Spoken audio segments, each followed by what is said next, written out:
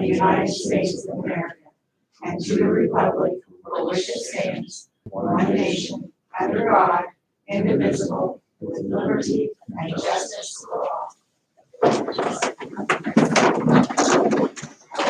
Okay, Carol, let's start out this evening with roll call, please. Mayor Sheets, Here. Greg Miller, Present. Megan Sheets, Okay, first on the agenda tonight are the minutes from July 12th, 2021 regular meeting.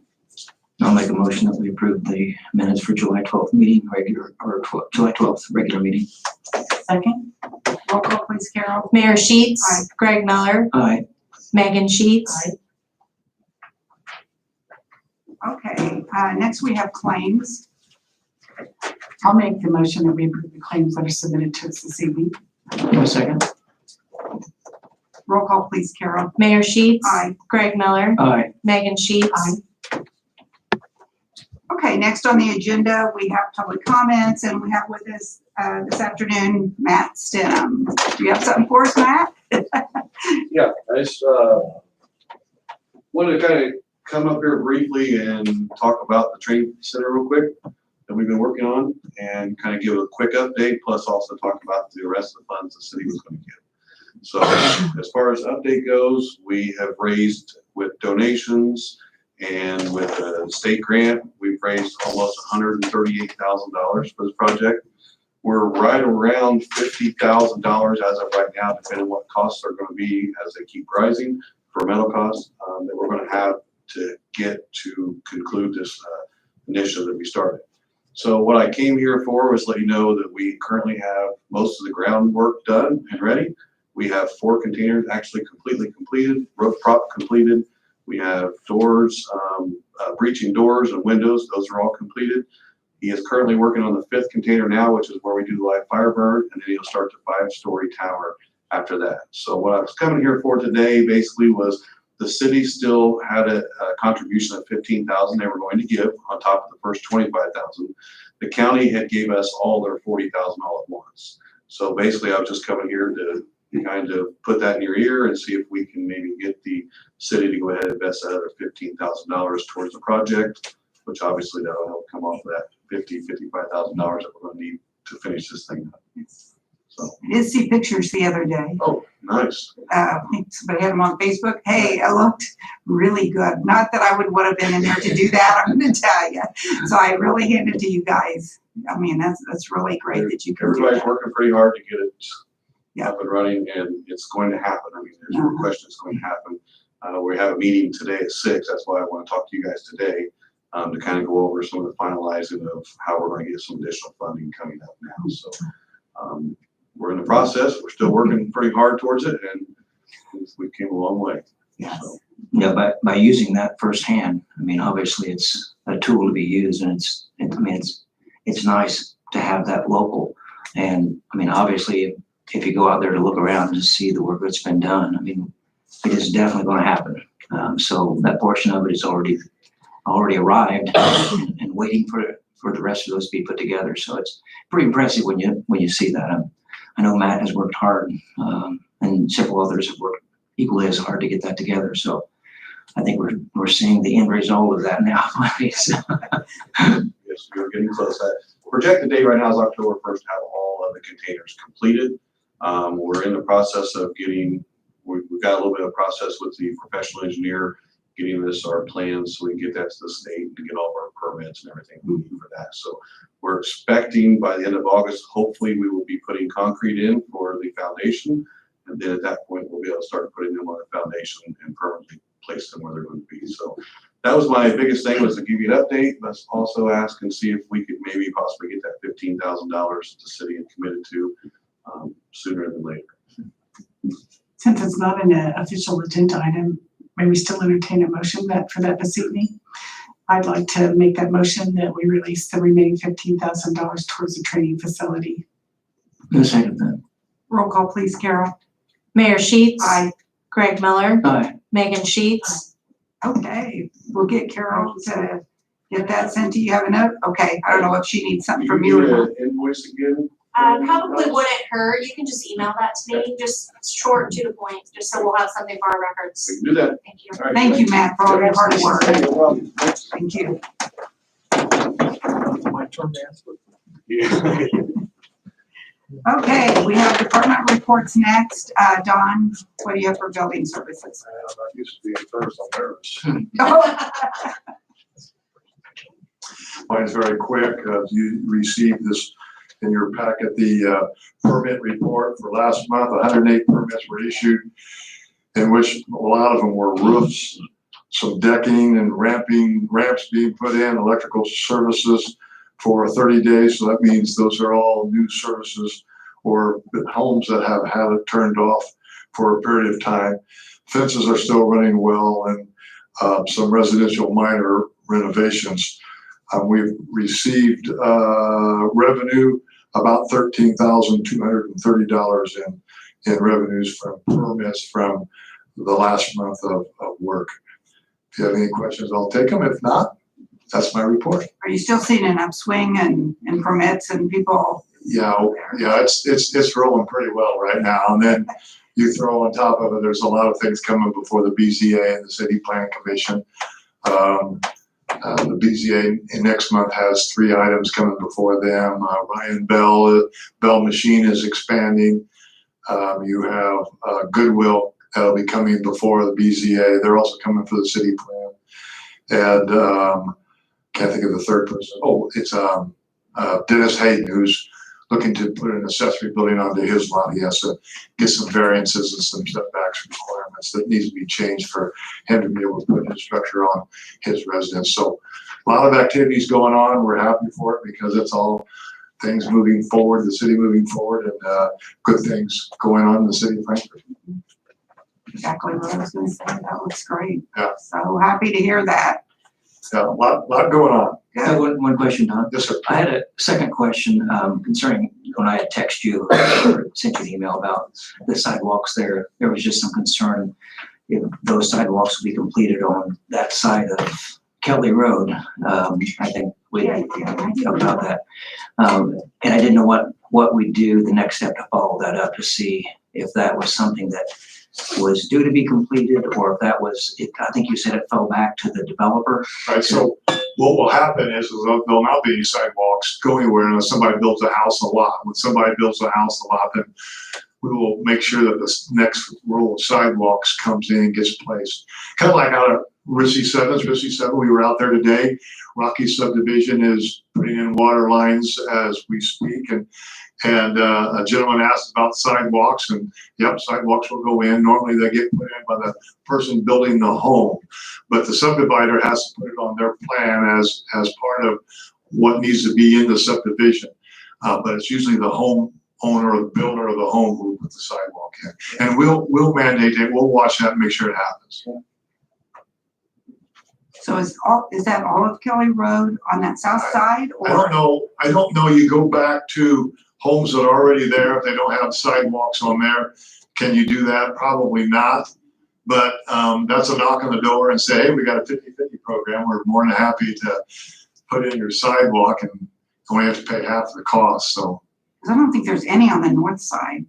yeah. Is there? There's nothing. There are a few on the south side. I saw a few. Sent me that text. I'm gonna have to look at it. So. Well, as homes gets built, we'll require the sidewalks to put in. Sometimes putting in a new sidewalk is a lot like painting your house. When you put one in, the next person puts one in so that they'll have one also. But once the development starts out there, if it should, we'll keep an eye on the sidewalks. And then, I think it's next year we'll be putting signs up in people's yards that are doing 50-50 as an advertisement for the program. So hopefully that'll expand the process of people wanting to get engaged. We get a lot of phone calls on that. We're just about out of money. I think we have one more to do. What we're doing now is following up on sidewalks that people say, yeah, we want to do it, and then not get back with us. So we're trying to roll those out, bring the new people that are on the list up and see about getting them put in. So we try to keep it moving. And then once we get down to, an empty pot or a pot that won't resolve enough to do any more sidewalks, then, it probably goes back into the general fund at the end of the year, and we wait till the following year. The other question I had some questions on when they make a utility cut across a sidewalk. Big Chris Is that hasn't brought that is up. that a 50-50 project, or is that something that should be? Actually, the guy making the cut is supposed to get permitted, so that we know the cut's being made, so we can make sure the sidewalk is put back. A lot of them do not. People do not report that, and so, we have to hunt them down. We actually had one repaired over here off of Rossville Avenue, close to Kiger Street. We had one repaired there, and now, we have gotten on to contractors to remind them that, hey, you can't cut through a sidewalk or even a curb without a permit, because that way we can make sure that it goes back in. But that would not be part of the 50-50. That's permitted. Thank you, Don. Next up, our Parks Department.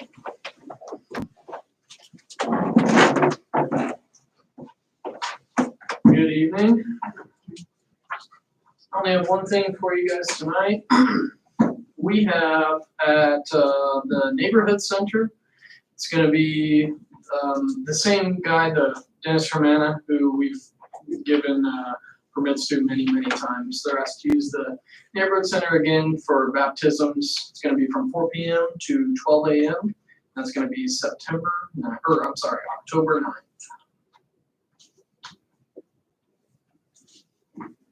And in the past, we did not have police officers there, is that correct? Because it's just gonna be like Yeah, a they just- toast or, yeah, okay. And is there a follow-up?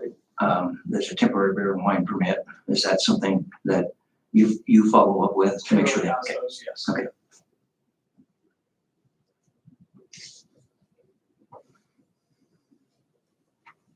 Do you see any problems or any, No, we've never had any issues with them. okay. That's good to have that history as well. Yeah, they always clean up after themselves, so That's I good. appreciate that. I'll make the motion, we approve this particular reservation for the humanity. I second the motion. Roll call, please. Mayor Sheets. Aye. Greg Miller. Aye. Megan Sheets. Okay, that's approved. Okay, thank you. Thank you, guys. Annie, Community Development.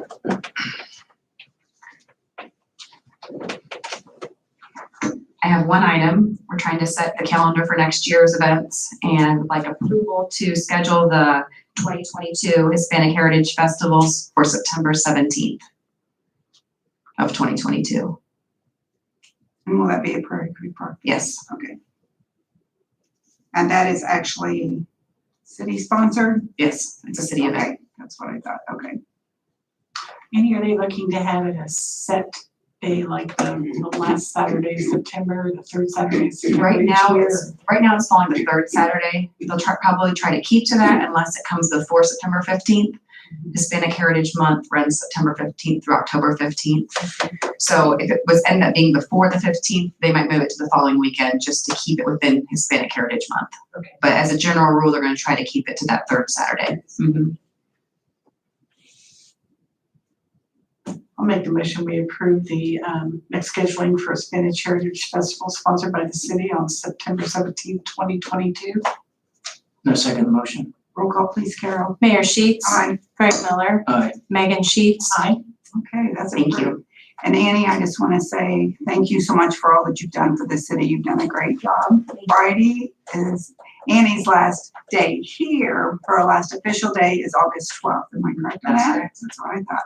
Thank you so much. You've Thank done a you. great job for the city, and you can tell your dedication to the city and how much you believe in it. So I've thank enjoyed you. working here, so thank you. Yeah, thank you. Thanks, Annie. Okay, Les.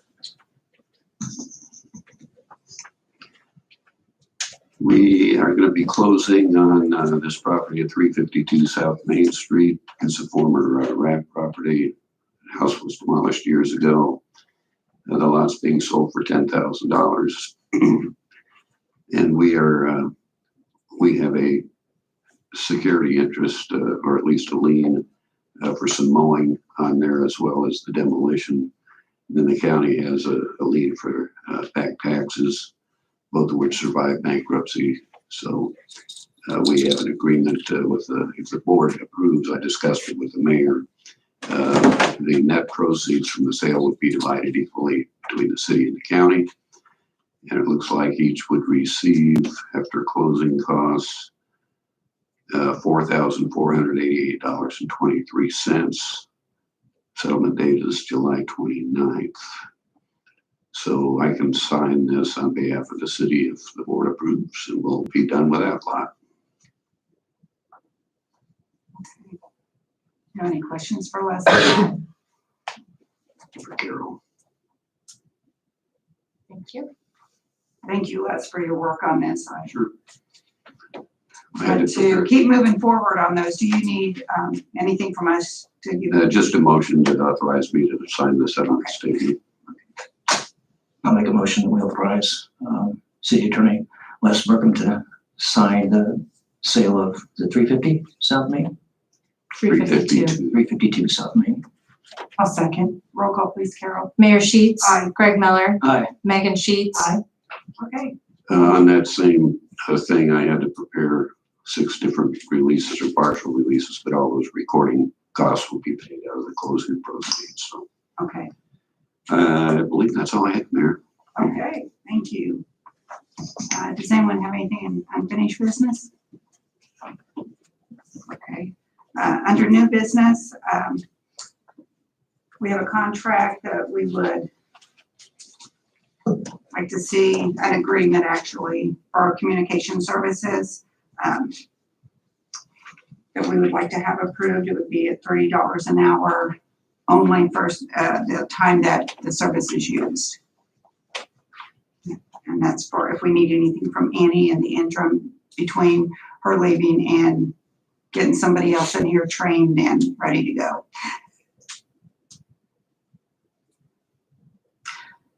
And with appreciation to Annie for the service that she's performed for our city over how many years now?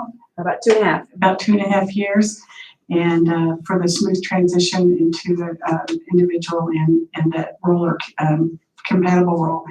I'd like to make the motion that we use a document drafted by Annie and approved by Les for that service and that agreement. I second the motion. Roll call, please, Carol. Mayor Sheets. Aye. Greg Miller. Aye. Megan Sheets. Aye. Okay. Carol, do you want to talk about the next thing on the agenda, the 2022 holiday schedule amendment? Yes, so in June, the president approved a new federal holiday, which we do not have on our 2022 schedule because it was approved sometime last year prior to that decision. And it's the Juneteenth holiday. So the observation date for that for 2022, since the actual date falls on a Sunday, is Monday, June 20th, 2022. So I was suggesting that we get that holiday schedule amended to include that holiday. I'll make a motion that we approve the Juneteenth and National Independence Day for June the 19th to be observed on Monday, June the 20th. I'll second. Roll call, please, Carol. Mayor Sheets. Aye. Greg Miller. Aye. Megan Sheets. Aye. Okay, the holiday is approved for 2022. Can you see that an amended schedule gets out to all the department heads there? Yes, we I will. don't know whether you do that or whether team has done it. I'm not sure, but. My office will take care of it. Okay, thank you. Thank you. Appreciate it. Okay, it's not on the agenda, but I had received a phone call from a lady that lived on Pratt Street between Glen and Morrison. And she said that she was requesting a street light there. She felt like for security and safety that would be something that they would like to have in that neighborhood. I guess they've seen different things going on during the nighttime. So I asked Chief Shoemaker to check into that. And then he sent this letter to Clerk Treasurer Bartley and to the Board of Works I'm ready to recommend a streetlight on utility pole number 12006. The police department was tasked with investigating the need for a streetlight in the area of Pratt between Glen and Morrison. We believe a light installed on this utility pole will serve the neighborhood well. And then he asked her to forward that to the Board of Works and Public Safety for today's meeting. What happens is we can request that to Todd Corey, who is the manager for the utilities, and then they will install that. But there's a small fee, I think he said monthly. It's not much at all. Do you know what it is per pole? I can't remember. He said it's very minimal and that they will absorb the cost of replacing the street light. But we would need approval by the Board of Works if you wish to do that. Excellent. I'd like to move that we, I'd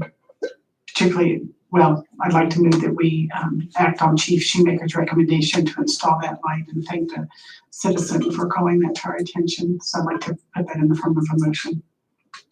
No second. Roll call, please, Carol. Mayor Sheets. Aye. Greg Miller. Aye. Megan Sheets. Aye. Okay, Carol, either you or myself can get a hold of Todd and let them know the poll number and ask him to go ahead and install that light. Thank you. Is there anything else this evening? Anything? I have nothing. Oh, okay, I'll take the motion to adjourn. So motion deserved. Okay. Thank you. Thank you, everyone, for coming. Jason, how'd you sneak in? Not in on the man. Yeah, me too.